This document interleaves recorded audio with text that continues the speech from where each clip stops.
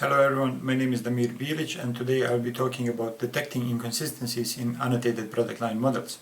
In particular, I'll be focusing on annotation-based modeling with CSML block diagrams.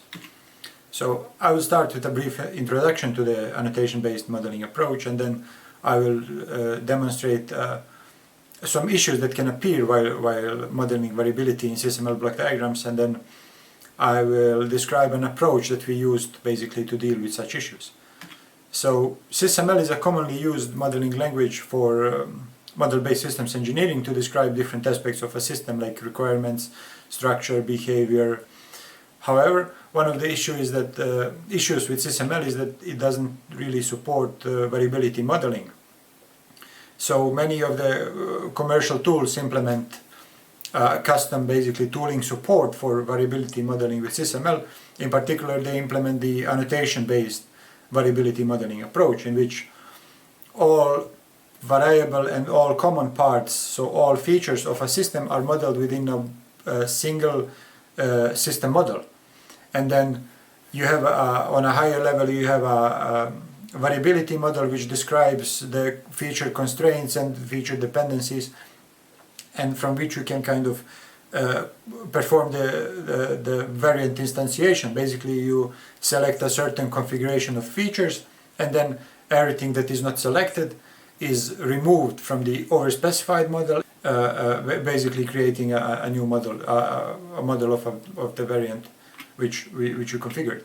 However, it is easy to make mistakes with such an approach, because the modeler implicitly models all possible variants within a single model. So let me try to demonstrate it with an example. Consider that here you have a car with two features. So a feature model of a car which has two features, comfort and standard. And the features are mutually exclusive due to the constraint saying that comfort implies not standard. So you can have either one or the other, or none if you would like, but not both together. And then we have a system model saying that standard seats is specified as part of the car, and then we have electronic adjustment specified as part of the standard seats. And the standard seats are mapped to the standard feature, while the comfort feature is mapped to the electronic adjustment. But then once we list all the possible variants of this system, we have one variant. The first one is the car, the second one is the car with standard seats, but then the third variant is a car with electronic adjustment but no seats, which seems kind of strange. And then also, if you look at the original overspecified model, you have a composition relation between the standard seats and the electronic adjustment, while it can never happen in any variants of the system. And detecting such issues, it might be obvious in such a small example, but when you consider that CSML models can have thousands of such elements, it's quite difficult to identify those issues manually. So to detect such issues, basically we propose an approach where we extract constraints from the system model. We extract feature dependencies from the system model, and then we combine them with the feature constraints from the variability model.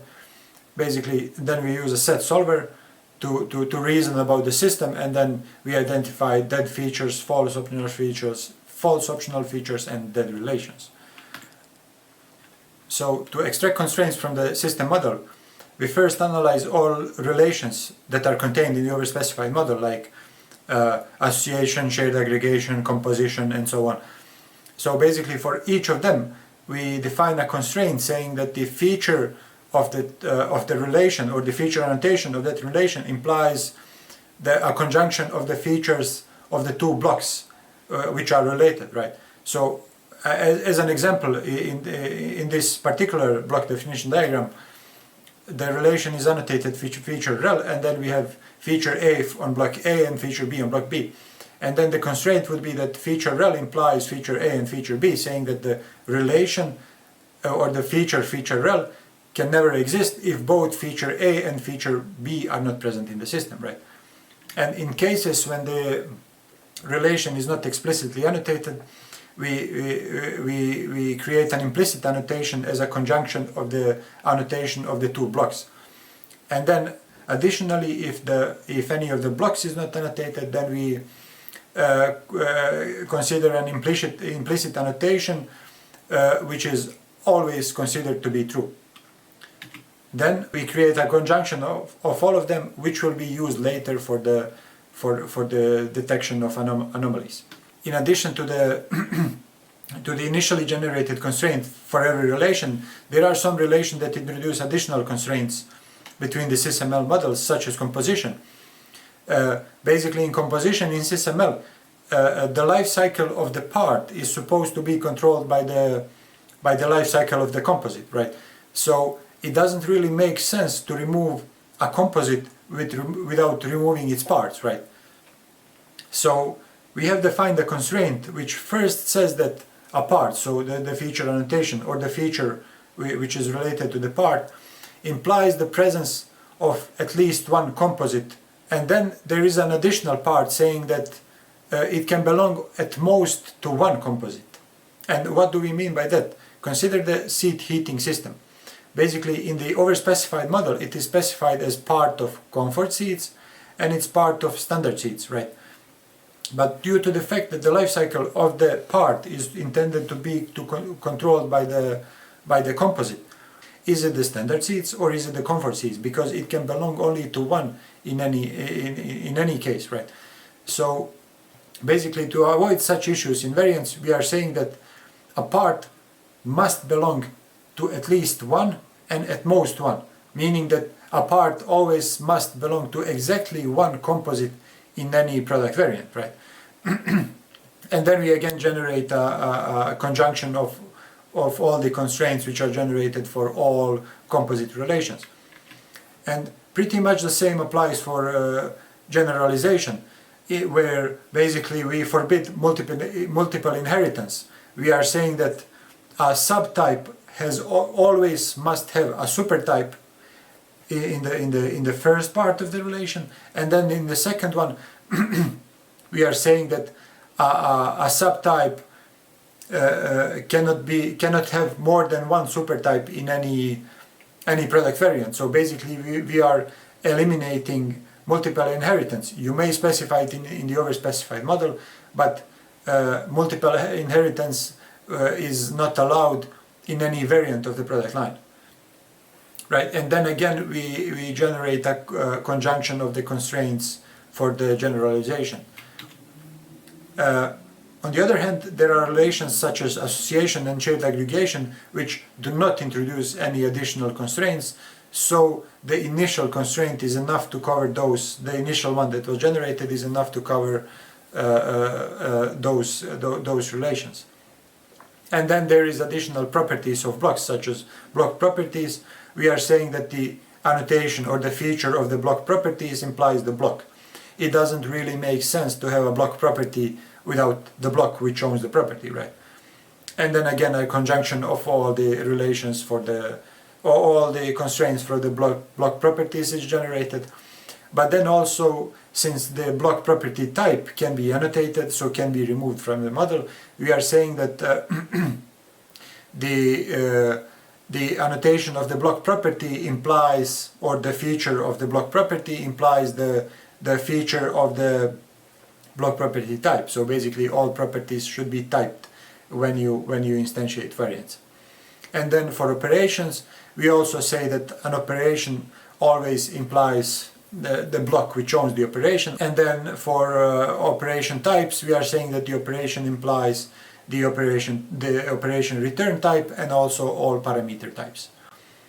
And then again we define a conjunction of all these constraints which will be used now for detecting inconsistencies. So basically what we do is we create a conjunction of all the constraints that were extracted from the system model, and then we combine them together with the constraints from the variability model, which then allows us to reason about dead features, false optional features, and dead relations. And basically we check every feature that this formula is satisfiable, and if not, then we basically report to the modeler the related model elements which are annotated by the certain feature. And then we do pretty much the same for optional features. And then the third check we do is for dead relations. Basically we check non-annotated relations. Basically we check the relations which are implicitly annotated. because they were annotated with a conjunction of the annotations of the features of the presence conditions of the features of the two related blocks. So basically, for every such implicitly annotated relation, we check if the formula is satisfiable, and if not, then we have a relation which can which is basically dead, which can never exist in any product variant. We implemented our approach in Eclipse using the Eclipse modeling framework, which was used to parse the CSML model created in Modelio using the Variability Designer plugin, and both of those are open source, and the links to them can be found in the paper.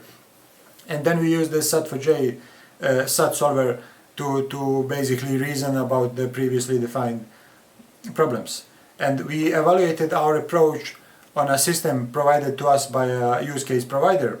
What's interesting is that we found 3 false optional features and 3 dead relations, even though the model itself was considered complete and ready for release by the use case provider.